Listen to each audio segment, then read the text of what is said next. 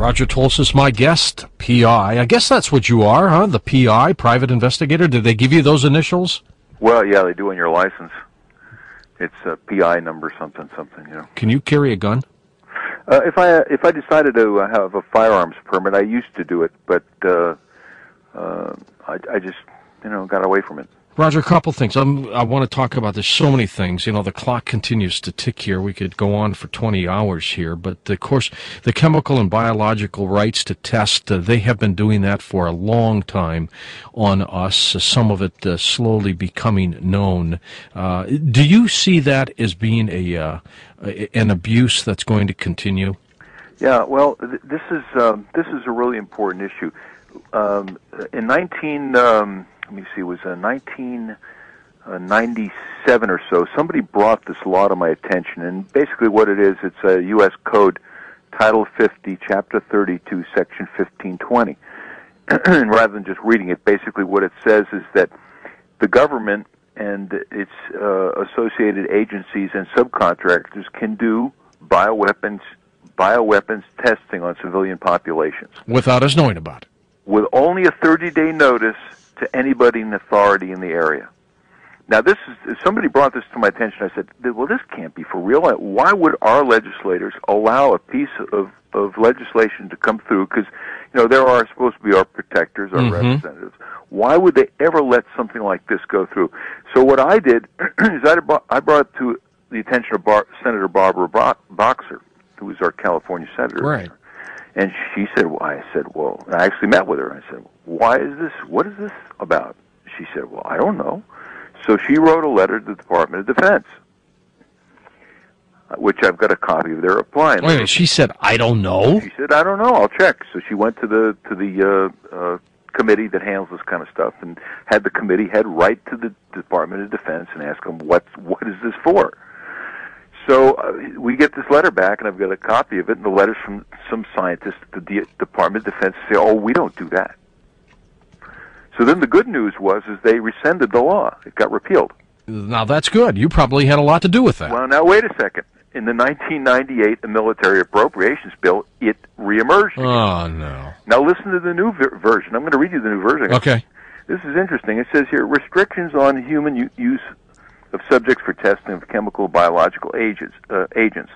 It says prohibited activities of Secretary of Defense cannot conduct directly or by contract any test experiment involving the use of a chemical agent or biological agent on a civilian population or any other testing of a chemical agent or biological agent on a human subject, with the exception of, and number 3 is, any law enforcement purpose. Which could be any purpose. Well, think about this for a second. They've got this new program called non-lethal weapons. Uh-huh. And the Black Ops and the DOD have been putting billions of dollars into developing not only weapons that can incapacitate people, like microwave energy beam weapons. Right. And I don't know whether you have read some of the reports that they've got this energy beam weapon online. As a matter of fact, I was at the website for I think it was Popular Science, where actually they had one of the reporters stand at the U.S. Marine base where they're testing this thing. They've developed a 95 gigahertz heat ray, and basically it costs $40 million has been spent in developing the weapon.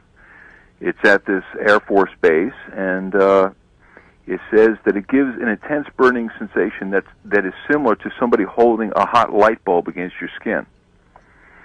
And if you go to this website, this fellow describes that he volunteers to stand in the ray of this thing, maybe 100 or 500 feet away. I forget what He's the human guinea pig here, huh? Well, he said, well, let me just try it. So he can write about it. That's right. And so he took about 3 seconds of it, and he dove for the ground because it was so painful. So intense. And the amazing thing is that they call the system active denial technology. It's been in the works for 10 years at the Kirkland, New Mexico Air Force Base. So this weapon is online. It's an energy weapon, an energy beam weapon. And let's just look for a second. There's another document here I wanted to read that has to do with what they're doing with non-lethal weapons. All right, and while you're looking for that, how big is this weapon? Is it like a rifle or what? It's it says here that, and I think that on the ControlledAmerica.com website, when I went over there today, they got a picture of it.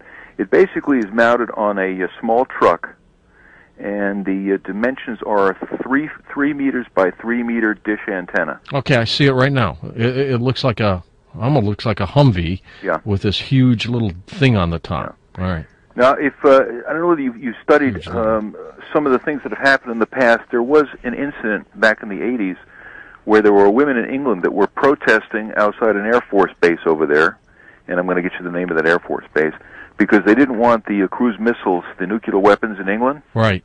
And the name of the location was Greenham Common, and these women were radiated with microwaves. That's the way they decided to put an end to their protesting at the gate over a period of time.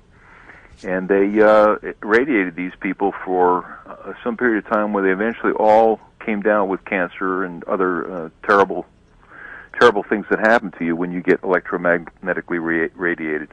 So it looks like, and that was in about 1984. So even though some of these things have been on the boards for a while, they are experimenting with them ongoing. And though they say they're non-lethal, eventually they do become lethal. Of course. Yeah, of course. This is interesting. This is the Department of Defense Directive, January 1, 1995, and it's a policy for non-lethal weapons. The thing I find really interesting about this particular document is that they describe who they're going to use them on, and they describe the people as being adversaries. They want to use them for crowd controls, neutralizing combatants, disable, disrupt military logistics, and disruption, da-da-da. Anyway, the important phraseology here is what they define as an adversary, and I should have that page here. It says here, interesting, the term adversary is used above in its broadest sense, including those who are not declared enemies, but who are engaged in activities we wish to stop. Which could be almost anything. Of course, yeah. You know, one of the things that we have in America is the ability to go to the streets and protest when we don't like what the government's doing. Mm-hmm. Well, what happens if you go out into the street and decide to protest, and all of a sudden one of these devices show up and start to beam everybody, and that's the end of that. And I would guess this thing is on some kind of rotating scanner type thing. It could hit a crowd of hundreds of meters wide. It just keeps going back and forth. Well, it could. Yeah, it could. They'll get to that point. Many of the people that come to me, though, feel that they are guinea pigs in these covert experimentations. And what do you mean by that? Well, I have many clients that come to me and say that I'm being radiated. And one of the things that we do is we take our equipment to their locations and see what kind of radiation is present. Now, are they in buildings? Where are they? Many of them are in their own homes. Okay.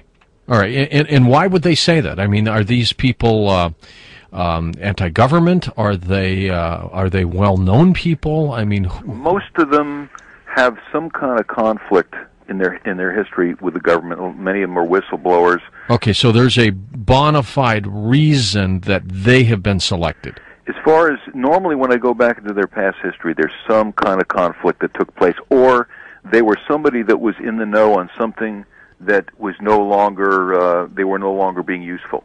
Kind of like that fellow you were talking about last night. Remember the story that came about the individual's father who was involved with the Roswell? Oh, the Roswell, that's right. And as he died in his room in a VA hospital, they wouldn't let his family in to see him. Yeah. The symptoms, let me talk about the symptoms for these kind of exposure, because these people call me up with these symptoms: headaches, eye irritation, dizziness, nausea, skin rash, facial swelling, weakness, fatigue, pain in the joints or muscles, buzzing, ringing in the ears. This is frightening stuff, Roger. Skin numbness, abdominal pressure and pain, breathing difficulty, irregular heartbeat, balance problems, body or muscle spasms, convulsions, confusion, depression, difficulty in concentrating, seizures, sleep disturbances, memory difficulties. Some people will have a high white cell blood count, and other people will just plain be hearing voices.